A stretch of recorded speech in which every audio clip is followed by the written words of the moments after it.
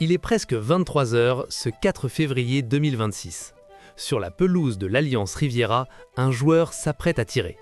Dans à peine 10 secondes, cet homme ne sera plus un simple footballeur. Il va devenir une légende pour des milliers de supporters. Et cette équipe, moquée, menée au score et à l'agonie 20 minutes plus tôt, s'apprête à réaliser l'impensable.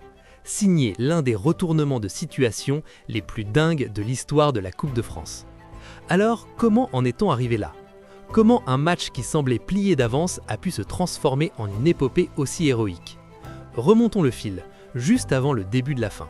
Pour l'OGC Nice, la saison 2025-2026 est un véritable chemin de croix.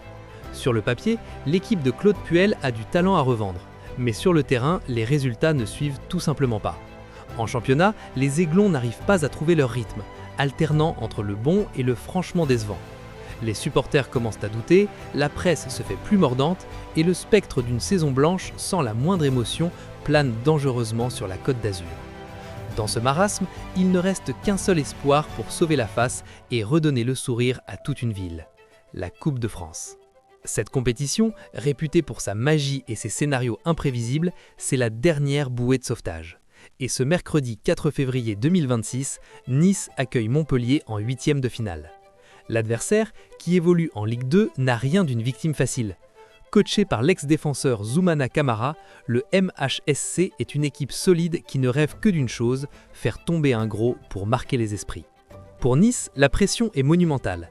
Une défaite serait bien plus qu'une simple élimination. Ce serait le coup de grâce pour une saison déjà au plus mal. Pourtant, un petit vent d'optimisme souffle sur l'Alliance Riviera.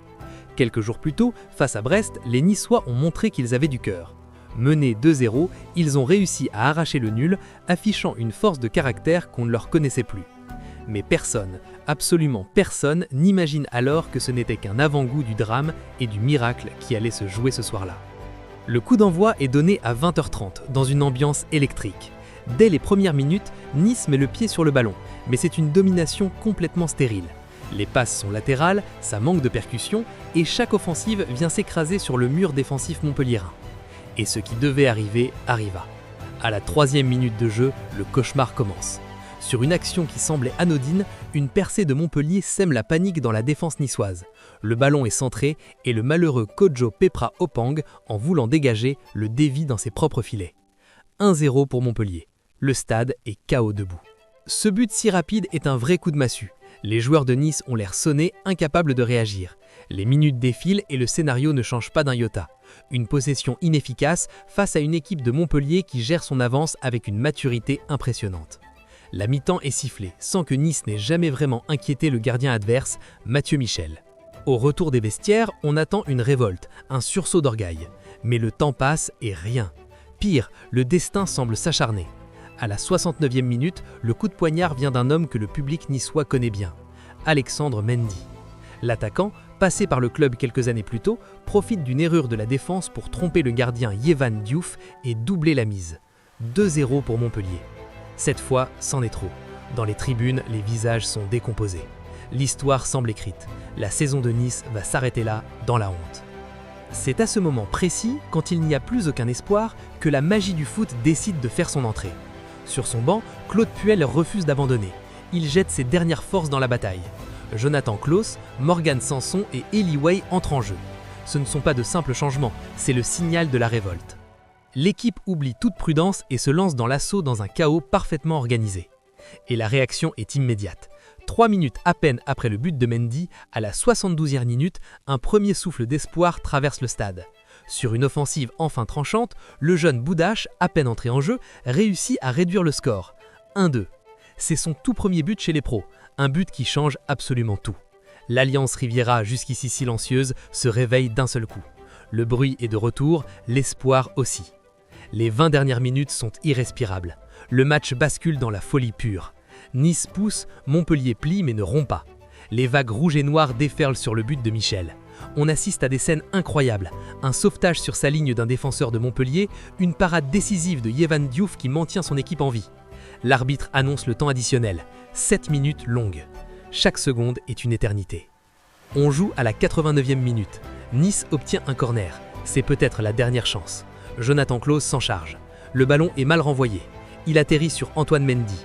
Le défenseur qui n'a jamais marqué en pro ne réfléchit pas et envoie une frappe surpuissante. Les filets tremblent. 2-2. L'égalisation inespérée. Le stade explose. Les joueurs sont en transe. On se dirige tout droit vers les tirs au but. Mais l'histoire n'est pas encore finie. On est à la 97e minute, la toute dernière seconde du temps additionnel. Ultime corner pour Nice. L'arbitre a déjà le sifflet à la bouche. C'est la balle de match. Plutôt que de balancer le ballon dans la surface, Klose joue l'audace. Il la joue court avec Sofiane Diop qui s'est démarqué à l'angle de la surface. Le milieu de terrain contrôle, lève la tête et enroule une frappe divine du pied droit. Le temps s'arrête. Le ballon dessine une courbe parfaite, contourne le gardien et vient mourir dans le petit filet opposé. But. 3-2. L'Alliance Riviera implose. C'est une clameur assourdissante, un tremblement de terre d'émotion pure. Les joueurs, le staff, les supporters, tout le monde est emporté par une joie indescriptible. Sofiane Diop vient de marquer un but venu d'une autre planète, un bijou qui restera gravé à jamais dans les mémoires. Ce n'est plus un match de foot, c'est un miracle. Quand l'arbitre siffle la fin du match quelques instants plus tard, l'onde de choc de cet exploit est immense. Nice ne s'est pas seulement qualifié pour les quarts de finale, le club a sauvé sa saison de la plus belle manière qui soit. Ce but à la 97e minute a balayé des mois de doute et de frustration.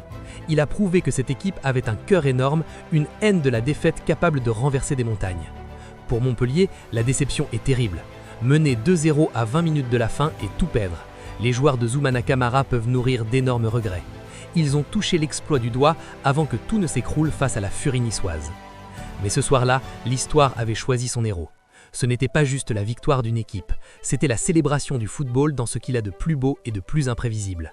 Un moment de magie qui nous rappelle pourquoi ce sport nous fait passer par toutes les émotions. Un but qui, bien au-delà du score, a choqué la France et rappelé une chose essentielle, en football, rien n'est jamais vraiment fini. Cette remontada de l'OGC Nice est instantanément entrée dans la légende de la Coupe de France. Un pur moment de grâce qui prouve que l'espoir est bien le moteur des plus grands exploits. Et vous, c'est quoi votre plus grand miracle footballistique? Ce but ou ce match qui vous a donné des frissons et que vous n'oublierez jamais? Racontez-moi tout ça en commentaire, j'ai hâte de lire vos propres légendes. Et si vous aimez les histoires de sport qui défient toute logique, pensez à vous abonner pour ne rien manquer.